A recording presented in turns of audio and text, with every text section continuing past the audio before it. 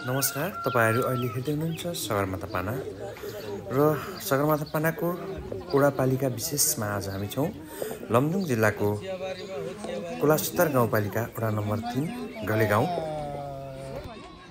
र घलेगाउँको अवस्था के छ, घलेगाउँ कहाँ पर्छ, यस विषयमा आज हामीलाई प्रश्न पार्न कुलासुत्तर गाउँपालिका वडा नम्बर 3 का वडाध्यक्ष आसबिर गुरुङ हुनुहुन्छ। उहाँले घलेगाउँको बारेमा प्रश्न पार्नुहुनेछ र यहाँका भइरहेका गतिविधिहरूको बारेमा प्रश्न पार्नुहुनेछ। लमजुङ जिल्ला कुलासुत्तर गाउँपालिका वडा नम्बर 3 का वडा अध्यक्ष आसबिर गुरुङ। नमस्कार, म आसबिर गुरुङ, कुलासुत्तर गाउँपालिका वडा नम्बर 3 उत्तर कन्याको वडा अध्यक्ष। यो अन्नपूर्ण र मनसलो हिमालको काखमा अवस्थित कुलासुत्तर गाउँपालिका वडा नम्बर 3 अन्तर्गत पर्छ घलेगाउँ। घलेगाउँ 2056 सालमा ग्रामीण पर्यटनको अवधारणा लिएर एक घर दुई पाहुना को होमस्टेको रूपमा सञ्चालन गरेर यहाँको जनताको आर्थिक उन्नतिको लागि सुरुवात गरिएको र विभिन्न चाहिँ गतिविधिहरू सञ्चालन गरेर पर्यटकहरू भित्राउने र होमस्टे सञ्चालन गरेर जनताको आर्थिक स्तर वृद्धि गराउने उद्देश्यले चाहिँ स्थापना गरिएको 2056 सालमा चाहिँ स्थापना गरिएको। यहाँको जनता एकदमै गरिब, आर्थिक हिसाबले यहाँको मुख्य पेसा भनेको कृषि पेसा गर्दा वर्षभरि चाहिँ काम गर्ने तर 3 महिनासम्म चाहिँ खान नपुग्ने त्यस्तो अवस्थाको गाउँ हो यो। 2056 सालमा चाहिँ अब होमस्टे स्थापना गरेपछि बिस्तारै गाउँको प्रचार प्रसार सुरु भयो अनि पर्यटकहरू आउने काम सुरु भयो। दिन प्रतिदिन चाहिँ अब आम्दानीहरू चाहिँ बढ्ने क्रम सुरु भयो। त्यसैले गर्दाखेरि गाउँलेहरू पनि अलिकति आकर्षक बन्दै गयो।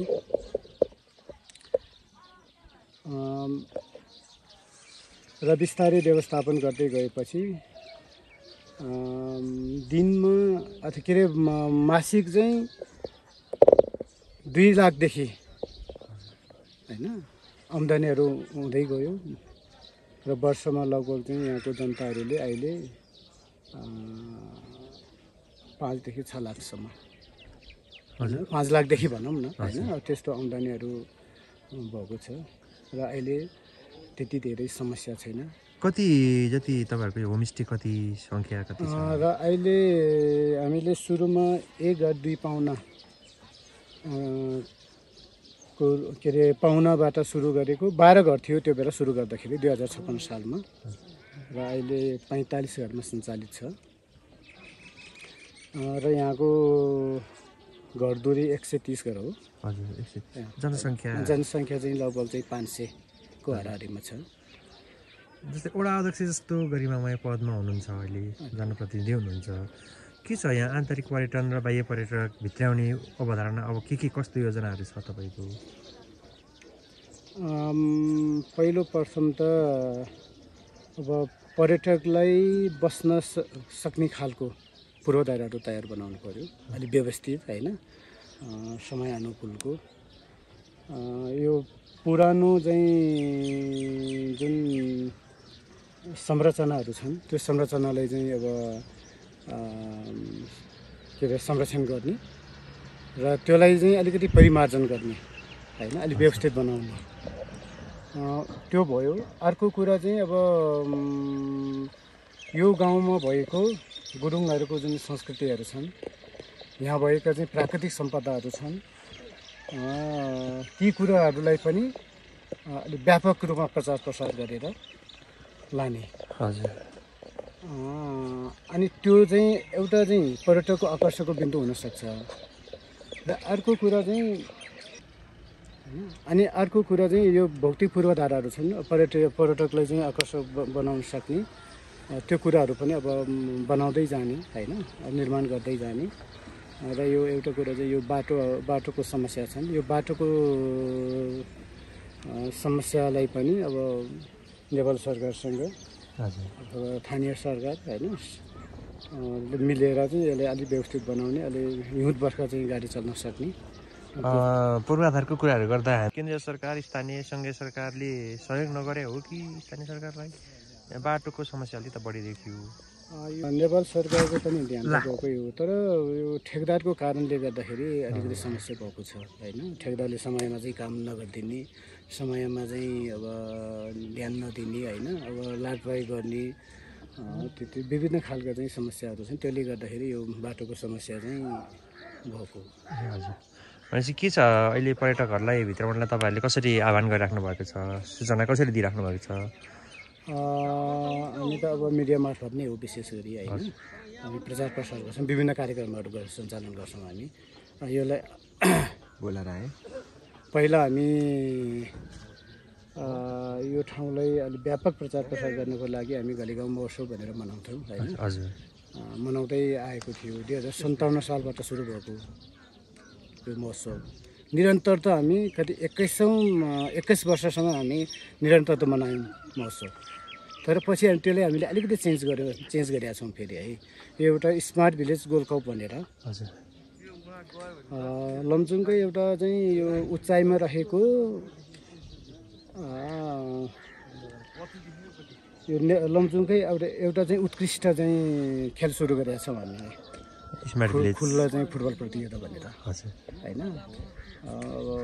पुरस्कार चाहिँ लमजुङकै एकदम अलि धेरै नै चाहिँ राशि लगभग चाहिँ 6 लाख होइन राखेर हामीले आयोजना गरेका छौँ। त्यो खेलकुद मार्फत पनि हामीले घलेगाउँलाई प्रचार प्रसार गर्ने काम गरिरहेको छ।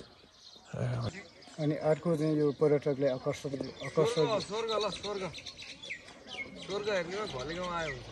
जस्तै घलेगाउँ पर्यटकहरू घलेगाउँमा आउनु भएपछि होइन, अब यहाँ चाहिँ यो चाहिँ 2100 मिटरमा रहेको ठाउँ होइन। र यो चाहिँ कस्तो ठाउँ हो भने आधा दर्जन के अरे 1 दर्जनभन्दा बढी चाहिँ हिमालहरू देख्न सक्छौँ। एकदमै नजिकबाट निहाल्न सक्छौँ। कुन हिमालहरू?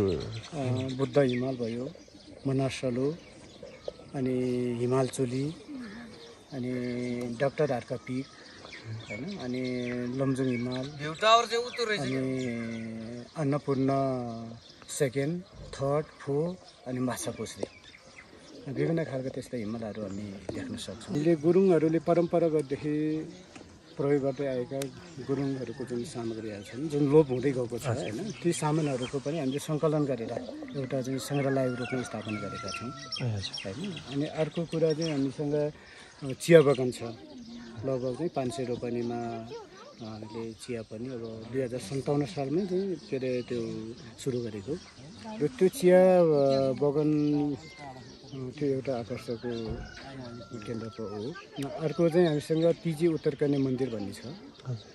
त्यो मन्दिर एकदमै चाहिँ शक्तिशाली मान्छौँ हामी, सबैले मान्छौँ होइन। त्यो एकदमै जलदेवी हो त्यो मन्दिर, जल मान्छौँ हामी, कुनै खालको मूर्तिहरू छैनन्। त्यो पनि एउटा आकर्षक बिन्दु हो। अनि अर्को चाहिँ यो गुरुङहरूको चाहिँ त्यो परम के अरे पुरेत भन्छ हामी होइन। अब मृत्यु संस्कारमा चाहिँ प्रयोग गरिने त्यो वेद पढाउने सिकाउने होइन, एउटा पाठशालाको रूपमा हामीले एउटा भैँबोटी पनि स्थापना गरेका छौँ। त्यो पनि एउटा पर्यटकको लागि आकर्षकको विषय हो। अनि अर्को चाहिँ के अरे गुरुङ कल्चर हजुर, विशेष गरी यो आदिवासी जनजाति मध्येको चाहिँ एउटा एकदमै धेरै चाहिँ कल्चर भएको चाहिँ अब जात भनेर भन्छौँ हामी गुरुङ जातिको चाहिँ कल्चरहरू हामीसँग थुप्रै चाहिँ कल्चरहरू छन् होइन संस्कृतिहरू छन् ती संस्कृतिहरूलाई पनि हामी के अरे पर्यटकलाई देखाउँछौँ